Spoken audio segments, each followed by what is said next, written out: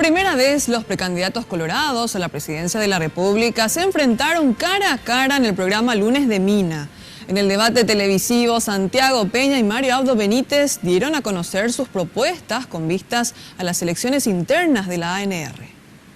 Con 30 minutos de anticipación, así llegaban los candidatos a los estudios de Red Guaraní, cada uno acompañado por sus respectivas comitivas. Senadores, diputados y hasta el vicepresidente de la República estuvieron presentes para apoyar a sus respectivos candidatos en el primer debate televisivo.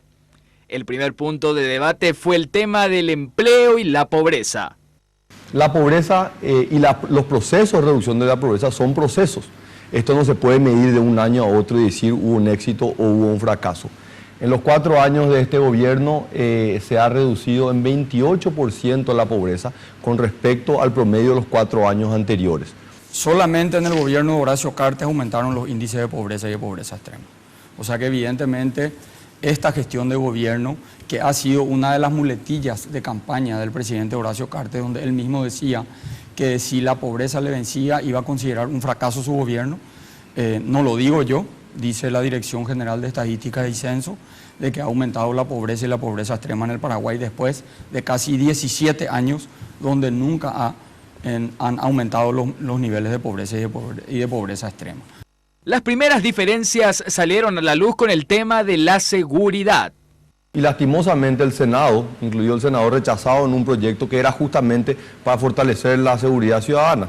Hicimos con el Banco Interamericano de Desarrollo, donde ellos vinieron a evaluar cuáles son las debilidades y las fortalezas que tiene Paraguay, comparando con otros países y recabando la experiencia de países como Colombia, Ecuador, países como Argentina, que han avanzado mucho más que nosotros en materia de seguridad ciudadana. Se preparó un proyecto y se envió al Senado, y el Senado lo rechazó, argumentando de que no habían balas y no había compra de patrulleras y de construcción de nuevas comisarías.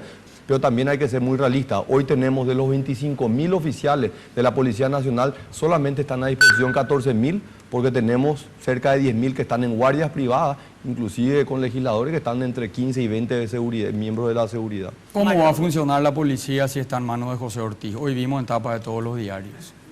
Hoy vimos en tapa de los diarios la crisis institucional que vive la República del Paraguay.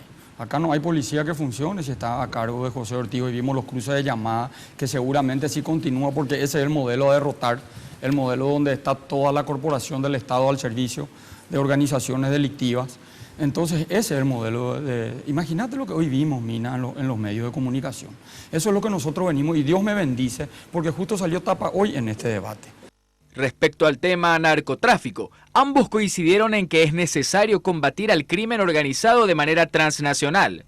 Es un tema súper complejo, no hay una sola medida que va a permitir, pero como había dicho también esto está muy vinculado con el tema de la seguridad transnacional, principalmente en los departamentos donde sabemos que son aquellos departamentos que se utilizan como transporte para el tráfico de lo que viene de Bolivia hacia el Brasil.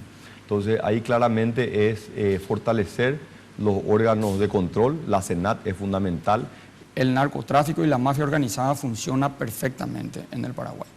Está instalada en el Paraguay. No solamente somos productores de marihuana, sino que acá también somos acopiadores y exportadores de cocaína. Y no tenemos, esto se trata de una decisión política para recibir cooperación extranjera. No hay manera, nosotros con nuestra fuerza y con nuestro presupuesto no vamos. Lo que mejor se globalizó en el mundo es el crimen organizado. A la hora de hablar de la política fiscal, estas fueron las respuestas de los candidatos. Y poner más presión sobre aquellos impuestos directos. El impuesto a la renta personal, que ha sido algo que nosotros lo hemos impulsado y yo voy a avanzar en eso. Cada año están entrando nuevos contribuyentes que van a llegar hasta lo que es el límite que establece la ley de 3 salarios mínimos por mes. Esto va a permitir tener una renta directa mucho mayor, que va a permitir generar un efecto distributivo. Yo creo que en el Paraguay tenemos que mantener una baja presión tributaria. Sí. Creo que tenemos que mantenerlo al Paraguay como un país con una ventaja competitiva, y tenemos que hacer el esfuerzo que esa baja presión tributaria también genere inversión de capital, porque en vano nosotros vamos a tratar de sostener una baja presión tributaria si eso no genera un resultado en términos de mayor inversión y de mayor atractivo a la inversión, tanto nacional como extranjera. Tras presentar los ejes fundamentales de su proyecto de gobierno, cada candidato opinó sobre su adversario ocasional. Hay una ausencia de proyectos, Mina, eso es lo que yo creo, y la verdad que la última respuesta me lo confirma cuando habla del Plan Nacional de Desarrollo y no se da cuenta, o por lo visto no tuvo tiempo para mirar.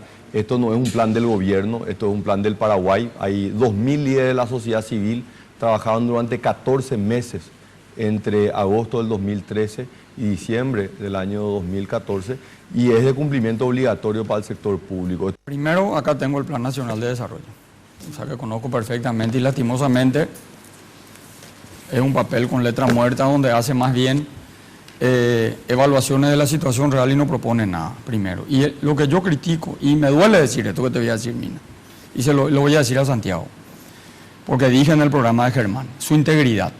Yo critico su integridad, porque para que alguien sea confiable para manejar los destinos de nuestra república tiene que tener, lo primero que tiene que tener es integridad, que me decepciona, porque él es mi amigo, o era mi amigo, y eso no se hace cualquier cosa en política. Su falta de integridad en ir al Partido Liberal Radical Auténtico, el partido que le dio todo su servicio público, por lo menos a retirarse y decirle ahora el Partido Colorado me ofrece un mejor cargo. Eso es falta de integridad. El Partido Liberal no me dio ningún cargo en la vida pública, y si no me cree a mí le puede preguntar a quien me invitó para venir al directorio del Banco Central, que es su hermano Benigno López, a quien le tengo un respeto y una admiración enorme. Y también reafirmo que yo lo sigo considerando un amigo al senador Mario Abdo. La manera que se afilió al Partido Colorado, saliendo corriendo de su casa para no perder un cargo. Al final del debate, se dio una arisca despedida entre los precandidatos, lo que denota el tenso ambiente que se vive camino a las internas del actual partido de gobierno.